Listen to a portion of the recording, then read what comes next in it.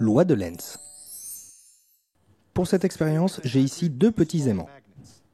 Je vais les lâcher en même temps pour vous montrer qu'il s'agit bien d'aimants de même taille et de même masse. Maintenant, j'en laisse un tomber librement et l'autre tombera à travers un tube de cuivre. D'après vous, lequel tombera le plus vite? Alors, avant de répondre, sachez que le diamètre du tube est suffisant pour que l'aimant puisse tomber au travers sans toucher les côtés. De plus, comme nous le savons, les aimants ne sont pas attirés par le cuivre. Donc, lequel des deux aimants arrivera sur la table en premier? Les paris sont ouverts.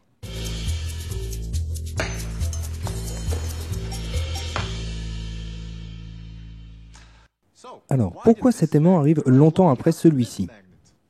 Dans cette démonstration, quand l'aimant se déplace le long du tube, les flux changent. Cela induit une force électromotrice. Du fait de la forme du tube, nous obtenons des courants circulaires. Ce sont les courants de Eddy. La loi de Lenz nous dit que ces courants vont générer une force électromagnétique qui viendront s'opposer à la chute de l'aimant le long du tube.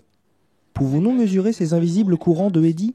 Eh bien pour ce faire, nous allons utiliser l'interface NovaLink, le capteur ampèremètre plus ou moins 2,5 A, ainsi que ce dispositif expérimental.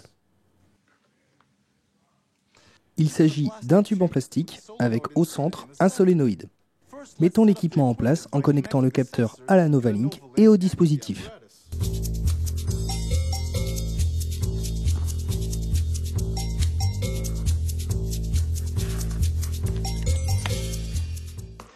Configurons maintenant l'expérience avec le logiciel Multilab. Choisissons une fréquence de 500 mesures par seconde et une durée totale de 20 secondes. Plaçons maintenant l'aimant à l'intérieur du tube. Il me suffit d'ouvrir le bouchon du haut, mettre l'aimant et refermer. Maintenant, nous sommes prêts pour faire les mesures. Pour commencer, appuyez sur Démarrer et ensuite faites bouger l'aimant. Comme ça.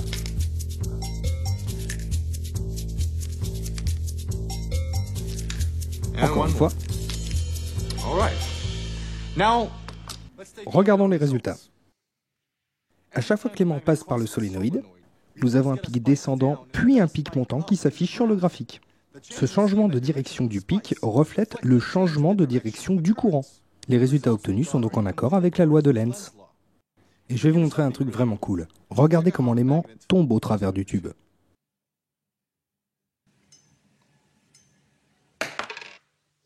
Magnétisant.